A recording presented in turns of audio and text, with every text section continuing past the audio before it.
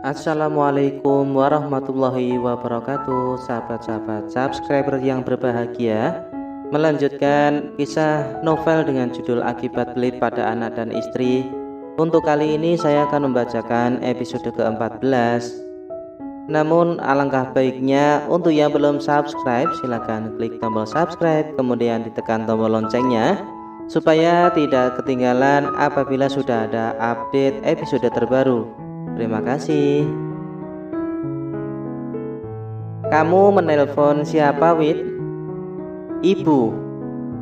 Ngomong apa kamu sama ibu? Tanya Mas Aris tiba-tiba dari ambang pintu. Dia menatapku begitu lekat dengan tatapan tak bersahabat. Aku hanya menghembuskan napas panjang lalu menggelengkan kepala. Tak mungkin aku jujur pada Mas Aris tentang obrolanku dengan ibu. Biar saja menjadi kejutan buat dia nanti jika tiba-tiba ada panggilan sidang atas namanya. Wita, ngobrol apa kamu sama ibu? Tanya Mas Aris lagi. Sepertinya dia begitu ingin tahu atau justru hanya ingin mengorek kejujuranku. Aku tak tahu sejak kapan dia berada di ambang pintu. Sejak aku menelpon ibu atau baru saja dia keluar saat aku sudah mengakhiri obrolan dengan ibu. Entahlah. Ngobrol seperti biasanya, Mas. Memangnya kenapa? Kamu juga gak pernah mau ngobrol dengan ibu kan? Tanyaku asal. Mas Aris hanya menatapku beberapa saat lalu masuk ke kamar. Mas Aris hanya menatapku beberapa saat lalu kembali masuk kamar. Gegas kusiapkan makan untuk Zahra.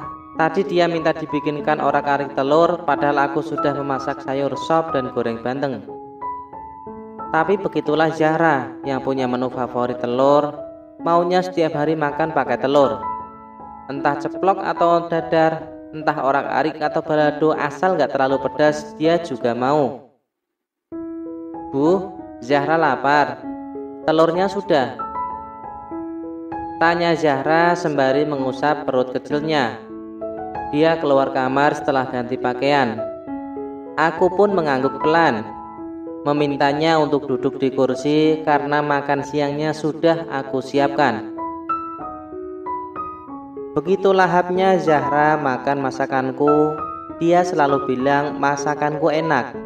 Entah beneran atau entah dia memang sekedar ingin membuatku tersenyum saja. Ibu gak makan? Tanya Zahra lagi. Makan kok, ini ibu mau makan juga bareng sama Zahra? Balasku kemudian. Baru menyendokkan nasi ke piring ku dengar benda jatuh dari kamar. Sepertinya Mas Aris menjatuhkan sesuatu ke lantai. Zahra terdiam sejenak lalu menatapku beberapa saat.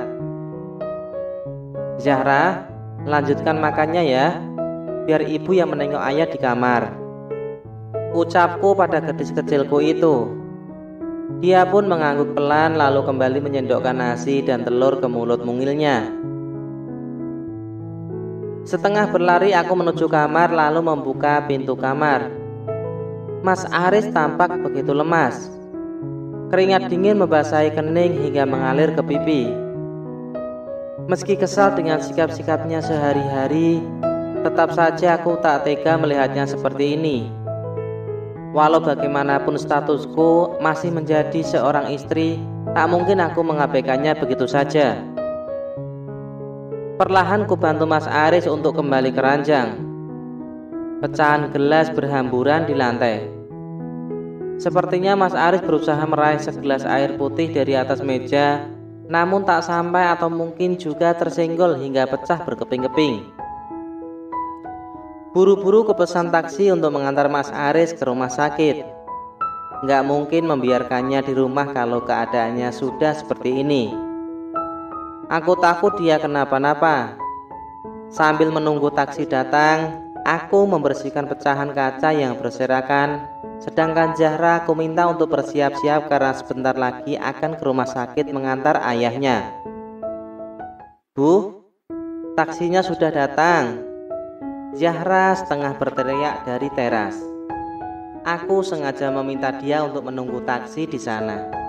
Minta tolong sopir memapah Mas Aris karena aku tak kuat jika memapahnya sendirian. Badannya terlalu lemas. Gimana Bu? Bisa saya bantu? Supir taksi itu pun sigap membantuku memapah Mas Aris menuju mobil yang terparkir di halaman. Zahra membawa tas yang berisi pakaian Mas Aris dan satu set setel pakaianku dan Zahra. Pak, ke rumah sakit keluarga Pratama ya? Pintaku pada sopir taksi. Dia pun mengangguk pelan mengiyakan. Zahra begitu gesit membukakan pintu untuk ayahnya yang duduk di jok depan bersebelahan dengan sopir, sedangkan aku dan Zahra duduk di belakang. 30 menitan taksi sudah sampai di rumah sakit tujuan. Para perawat tampak mendorong berangkar dan membaringkan Mas Aris di atasnya. Mereka segera membawa Mas Aris ke UGD. Zahra selalu mengikuti kemanapun aku pergi untuk mengurus administrasi. Beruntung Mas Aris ada asuransi dari kantornya. Jika tidak, aku tak memiliki uang untuk membayar biaya rumah sakit. Gajianku masih 3 hari lagi, cukup banyak karena hampir mencapai 4 juta bulan ini. Tapi rasanya begitu sayang jika untuk membiayai perawatan dan pengobatan Mas Aris. Astagfirullah. Jiwa perhitunganku mulai meronta, bukan tanpa sebab karena toh selama 5 tahun belakangan ini gaji Mas Aris pun tak pernah kunikmati. Harusnya Mbak Yuli yang mengurusi semuanya karena dia yang menikmati hasil keringat Mas Aris saat dia sehat. Mbak Yul, adik kandung kamu masuk rumah sakit nih. Dia nggak mau makan, demam, badan lemas dan sepertinya cukup frustasi. Gantian jaga, Anissa biar sama papanya.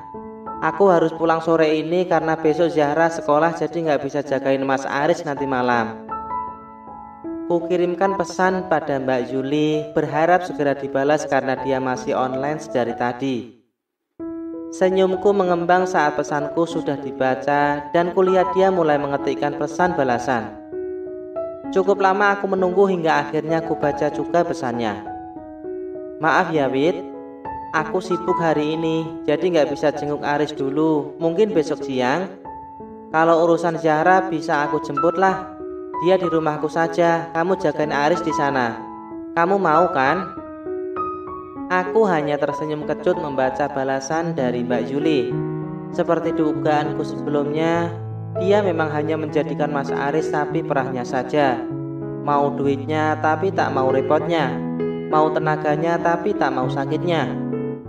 Nyatanya sekarang ada saja alasan yang dia agar gantian menjaga Mas Aris terutama di malam hari. Oh, nggak mau jaga adik sendiri saat sakit. Begitu ya Mbak. Duitnya kamu habiskan tapi saat sakit kamu sengaja sibuk dan sok banyak alasan. Biar saja dia emosi, yang penting unek-unekku tersalurkan daripada aku juga pusing sendiri. Jika memang Mbak Yuli nggak mau jaga Mas Aris nanti malam, terserahlah. Aku tetap mengajak Zahra pulang. Tak bagus juga anak-anak menginap di rumah sakit seperti ini kan. Biar Mas Aris minta tolong perawat saja jika membutuhkan sesuatu. Aku malas kalau Aris sakit, Pit. Dia terlalu manja. Nanti malam biar sama perawat saja. Aku masih banyak urusan. Lagian kamu yang berstatus sebagai istri bukan aku, Wit. Tahu dong tugas istri itu apa? Gimana sih malah minta aku yang jagain Aris? Lagi-lagi sesuai dugaanku, Mbak Yuli pasti memiliki banyak alasan untuk menolak permintaanku. Dasar kakak kandung gak ada akhlak.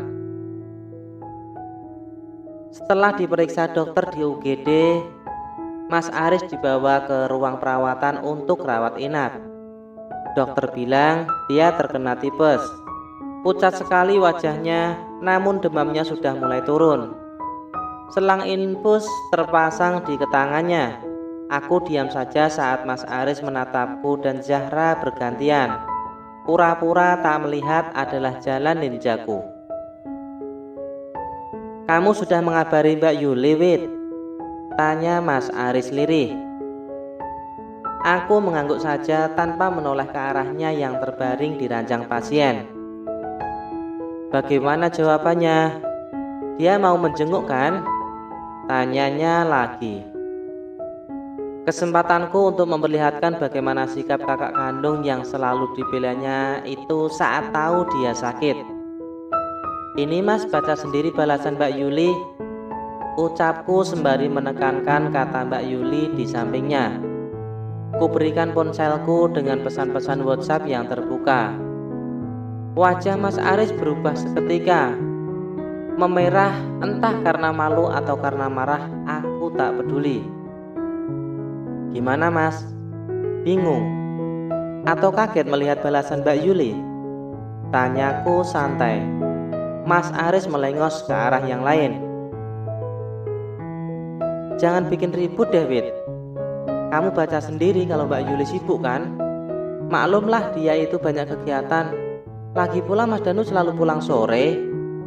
Anissa di rumah sendirian pasti lebih membutuhkan dia daripada aku. Di sini masih ada perawat dan dokter kalau aku butuh sesuatu. Sedangkan Anissa nggak ada siapa-siapa di rumah selain mamanya," ujar Mas Aris panjang lebar. Lagi-lagi aku hanya mencibir kecil mendengar penjelasannya. "Alibi," ucapku lirih sembari mengambil kembali ponsel dari tangan kanannya. Kulihat Zahra cukup kelelahan. Dia tiduran di sofa setelah minum air mineral yang dia bawa dari rumah. Baguslah kalau memang seperti itu. Berarti nanti sore aku dan Zahra pulang. "Kamu bisa kan di sini sendiri, Mas?" ucapku kemudian. "Maksudmu gimana, Wit? Kamu barusan bilang kalau di sini masih ada perawat dan dokter yang bisa bantu kamu jika membutuhkan sesuatu. Sementara Anissa nggak ada siapa-siapa di rumah." Mas Aris mengangguk pelan. "Iya bagus. Artinya aku dan Zahra bisa pulang nanti sore sebelum maghrib. Kamu sendirian di sini, toh ada perawat dan dokter yang bisa membantumu," balasku lagi. "Astagfirullah, Wit. Tega kamu ninggalin aku sendirian di rumah sakit?" Mas Aris melotot tajam. "Kenapa Mas? Zahra juga nggak ada siapa-siapa loh di rumah kalau aku nungguin kamu di sini. Kasihan dia kan? Besok pagi sekolah pula. Dia bisa ikut meriang kalau tidur di sini hanya untuk menemenin kamu," balasku lagi. Mas Aris hanya menggeleng-gelengkan kepalanya, entah apa yang dipikirkannya kini. Aku tak terlalu peduli. Ku foto Mas Aris yang masih terbaring lemas dengan selang infus di sebelahnya. Gegas ku kirimkan ke grup keluarga besar. Mumpung grup masih begitu ramai karena membahas soal liburan sekolah anak-anak minggu lalu. Bukankah mereka juga ikut menikmati gaji Mas Aris selama ini? Boleh dong sesekali ikut andil menjaga Mas Aris di sini. Jangan mau enaknya saja seperti Mbak Yuli. Aku tersenyum kecut. Klik. Gambar dan sedikit pesan yang menceritakan keadaan Mas Aris terkirim sudah. Hening. Iya, mendadak hening dan bisu padahal 1-2 menit yang lalu grup masih terlihat ramai, saling bersautan dan mengirimkan foto liburan. Mendadak sepi ya? Kenapa pada kabur saat aku kirim foto Mas Aris yang sedang dirawat di rumah sakit? Nggak ada yang berniat gantian jaga malam ini atau besok pagi? Soalnya nanti sore aku mau pulang. Kasihan Zahra kalau tidur di sini sementara besok sekolah. Kukirimkan pesan ke grup keluarga besar lagi. Mas Nanda dan Mas Bagas hanya mengucapkan maaf belum bisa menjenguk. Kemungkinan besok, kata mereka. Dua laki-laki itu hanya mendoakan kesembuhan untuk Mas Aris. Lalu grup kembali hening setelahnya. Aku masih menunggu jawaban dari Mbak Heni dan Mbak Aruna yang selalu dispesialkan Mas Aris. Anak-anak mereka selalu mendapatkan perhatian lebih dibandingkan Zahra, entah karena apa. Barangkali ingin sedikit balas budi, iya kan? Namun lagi-lagi aku hanya bisa mencelos kesal karena kutemukan maaf kembali dalam pesan mereka. Maaf belum bisa menjenguk Om Aris karena si bungsu rewel. Dia juga lagi bapil. Mas Rendra juga nggak bisa jenguk Wit. Dia selalu ngeluh capek tiap pulang kerja. Mungkin Om Aris juga kecapean doang. Semoga saja besok diperbolehkan pulang. Balasan dari Mbak Heni. Aku juga minta maaf Wit. Nanti malam ada acara di rumah kawan. Aku nggak bisa batalkan mendadak begini. Besok sore mungkin bisa setelah pulang dari kantor. Tapi kalau lembur aku nggak bisa jenguk juga. Mbak Aruna ikut berkomentar. Oke, semua sibuk. Aku tak paham beneran sibuk atau sok sibuk. Jika hanya alibi, kasihan sekali Mas Aris. Saat sehat semua mendekat, saat sakit semua minggat. Kukirimkan balasan itu untuk mereka. Aku yakin mereka semua sudah membacanya. Buru-buru kuperlihatkan pesan itu pada Mas Aris. Sengaja biar dia tahu bagaimana sikap keluarga besar yang selama ini selalu disanjung dan dibelanya tiap kali berselisih paham denganku. Gak terlalu diambil pusing, mereka juga sibuk, jadi belum ada waktu buat menjenguk. Gitu aja diperpanjang. Ucap Mas Aris sok santai, tapi jelas terlihat dari wajahnya begitu kesal. Iya sibuk Mas, sibuk banget malah. Mereka memang selalu begitu kan? Apa kamu lupa? Kalau mereka juga ogah-ogahan menjenguk kamu tiap kali kamu sakit. Tak hanya sekarang, tapi 2 bulan lalu pun sama. Hanya ada permintaan maaf dari mereka saja. Maaf Mas, nanti sore aku dan Zahra tetap pulang. Karena besok pagi aku mau ada keperluan ke pengadilan sekalian antar Zahra ke sekolah. Ucapku meyakinkan. Mas Aris menoleh seketika. Kedua matanya membulat, menatapku lekat. Apa kamu bilang Wit? Mau ke pengadilan? Buat apa? Tanyanya kaget. Nah, itulah tadi episode terpanjang pada episode kali ini. Jangan lupa nantikan keseruan kelanjutan ceritanya di episode 14.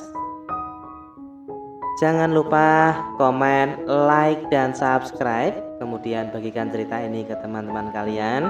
Terima kasih telah menyaksikan. Wassalamualaikum warahmatullahi wabarakatuh.